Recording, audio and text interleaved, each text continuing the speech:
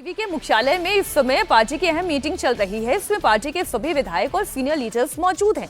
बैठक में गठबंधन और सूबे में चल रही सियासी हलचल को लेकर बातचीत चल रही है। गठबंधन और सियासी हलचल पर पूरी नजर हमारी भी बनी हुई है। विजय सरकार क्या बन भी पाएगी, हटक जाएगी? तमिलनाडु का पहले पूरा नंबर गेम आप समझिए। विजय आखिरकार फंस कहां रहे हैं, समस्या कहां आ रही है?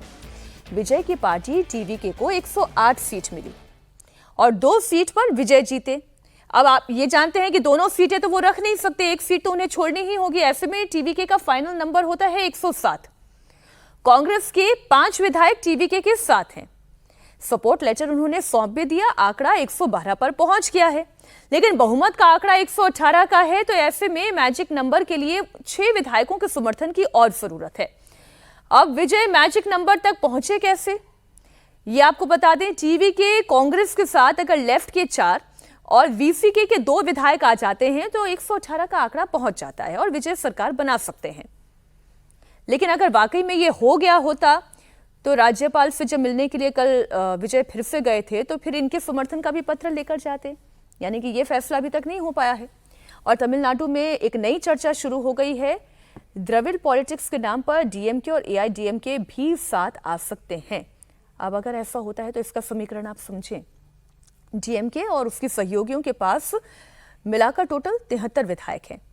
वहीं एआईएडीएमके और उसके सहयोगियों के पास मिलाकर टोटल 53 विधायक हैं। ऐसे में ऑप्शन 1 की अगर बात करें तो दोनों गठबंधन मिल जाए तो बहुमत का आंकड़ा से तो काफी आगे पहुंच गए, 126 का आंकड़ा पहुंच जाता है। ऑप्शन 2 क्या हो सकता है वो भी आपको बता दें। डीएमके और उसके सहयोगी यानी कि 73 विधायक सिर्फ एआईएडीएमके के साथ गठबंधन कर ले तो भी ये आंकड़ा बहुमत के पार 120 हो जाता है। अब तीसरा ऑप्शन यह है कि कांग्रेस को डीएमके गठबंधन से बाहर करना। ऐसे में डीएमके गठबंधन के पास 68 विधायक हों और दूसरी तरफ एआईएडीएमके और सिर्फ पीएमके सरकार में शामिल हो जाएं तो भी यह आंकड़ा 119 तक पहुंच जाता है।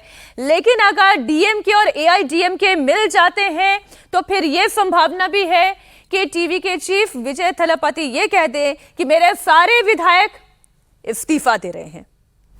फिर मेरे सारे विधायक इस्तीफा दे रहे हैं कि अगर जनता का ये जनादेश तो नहीं है ना, ये जो बाकी आकलन हम कर रहे हैं, जनता का जनादेश टीवीके के साथ है। बिल्कुल। लेकिन राजनीति में तो कुछ भी पॉसिबल है सर।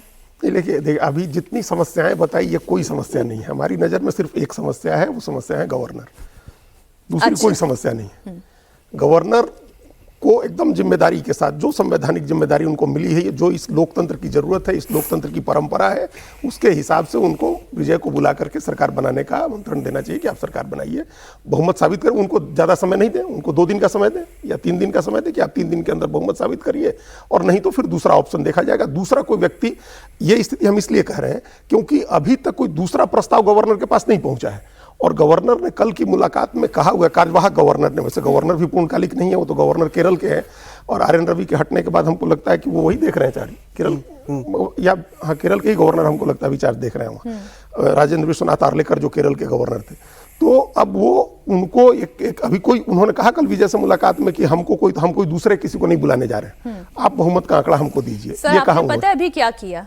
मैंने पूरा मिर्च मसाला लगाकर पनीर पकोड़ा कढ़ाई में तलने के लिए बस तैयार ही था। अच्छा किया और आपने गैस ऑफ कर दी। नहीं, आपने अच्छा किया, आपने सारे समीकरण बता दिए, लेकिन अभी गवर्नर के सामने ये समीकरण नहीं आए हैं। आपके जो समीकरण है, गवर्नर साहब ने कल कहा उनको कि हम किसी और को नहीं बुलाने जा रहे हैं, हम अभी किसी और को नहीं बुलाने जा रहे हैं, आप बहुमत दिखाइए। लेकिन जो प्रेसिडेंट्स है, अपने यहाँ प्रेसिडेंट्स जो है वो इसी तरह। लेकिन मैं सर हर समीकरण पे आपकी राय जानूंगी, बाकी समीकरण मैं इसमें चटनी डाल देता हूँ।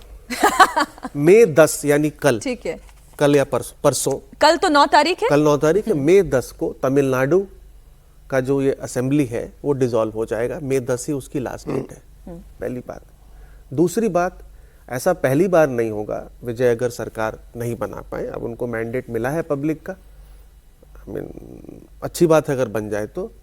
BJP 2013 Delhi single largest party, उसकी सरकार नहीं बनी थी।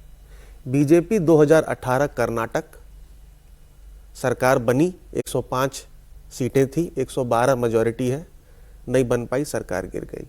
और बीजेपी फिर से 2019 महाराष्ट्र में सिंगल लार्जेस्ट पार्टी थी, सरकार नहीं बनी थी। 3 इंस्टेंसेस ऑलरेडी हैं जहां पर सिंगल लार्जेस्ट पार्टी या तो सरकार बना नहीं पाई क्योंकि बाकी लोगों ने अलायंस कर लिया, या सरकार जहां बनी भी तो उसको समर्थन नहीं मिला। अब सिंगल लार्जेस्ट पार्टी विजय है, लेकिन असेंबली हंग है, असेंबली हंग है। भले ही आप उसको बोलें कि माइनरली हंग है, ऐसा सीवियरली हंग नहीं है। और मैंडेट जो है वो एंटी डीएमके है, लार्जली प्रो टीवीके है, बट मेरे हिसाब से जो मैंडेट ही है कि टीवीके और एडीएमके एक साथ मिलकर सरकार बनाए। जब आप टीवीके, कांग्रेस, सीपीआई और वीसीके का समर्थन लेकर के सरकार बना रही है, ये एक पोस्ट पोल अलायंस है। ये तीनों दल डीएमके के साथ थे और उनके खिलाफ टीवीके के एमएलएज भी जीत करके आए हैं। और गवर्नर को एक स्टेबल सरकार देखनी है। 2018 में येदियुरप्पा जी को मौका दिया गया, लेकिन सरकार तो बनी नहीं, सरकार गिर गई, लेकिन वो एक्स चीफ मिनिस्टर हो गए और उन्हें जिंदगी भर उसकी वजह से पेंशन भी मिलता रहेगा।